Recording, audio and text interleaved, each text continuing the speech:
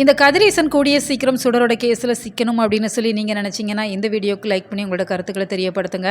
நம்ம சேனலில் தொடர்ந்து மல்லி அப்டேட்ஸ் கொடுத்துட்ருக்கோம். ஸோ மறக்காமல் சப்ஸ்கிரைப் பண்ணி சப்போர்ட் பண்ணுங்கள்.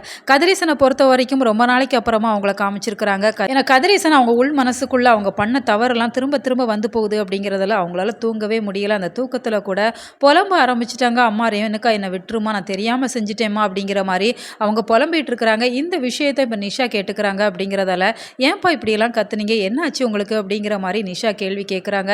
நிஷா தொலைச்சி கேள்வி கேட்குறாங்க. இப்போ கதிரேசனால் என்ன பதில் சொல்ல முடியும்? நான் அப்படி என்னம்மா பேசினேன் அப்படிங்கிற மாதிரி சொல்கிற சமயத்தில், அப்போ நீங்கள் ஏதாச்சும் சுடரை நீங்கள் தான் பண்ணீங்களா அப்படிங்கிற மாதிரி டைரெக்டாகவே இப்போ நிஷா கதிரேசனை பார்த்து கேட்டுறாங்க. இதை கேட்கவுமே கதிரேசன் பயங்கரமாக அதிர்ச்சி அடைகிறாங்க. ஏன்னா இதோட பின்புலத்தில் இந்த கதிரேசன் தான் இருப்பாங்க அப்படிங்கிற மாதிரி தெரியுது. இந்த தீபிகாவை பொறுத்த வரைக்கும் இந்த சுடரோட இறப்புக்கு பின்னாடி கவின் இருப்பாங்களா, இல்லை விஜய்மல்லி இருப்பாங்களா அப்படிங்கிற மாதிரி நோக்கத்தில் தான் பார்த்துட்டு இருக்கிறாங்க. ஆனால் உண்மையான குற்றவாளி நிச்சயமாக அந்த கதிரேசனாக இருப்பாங்க அப்படிங்கிற மாதிரி தான் தெரியுது. ஏன்னா அவங்க கிட்ட 50 லட்ச ரூபாய் பணம் கேட்டு மிரட்டினாங்க அப்படிங்கிற விஷயத்தை இப்போ வரைக்குமே யார்கிட்டையுமே வெளிப்படுத்தாம தான் இருக்கிறாங்க. அந்த ஒரு கொஸ்டினை தான் இப்போ நிஷாவுமே கேட்குறாங்க.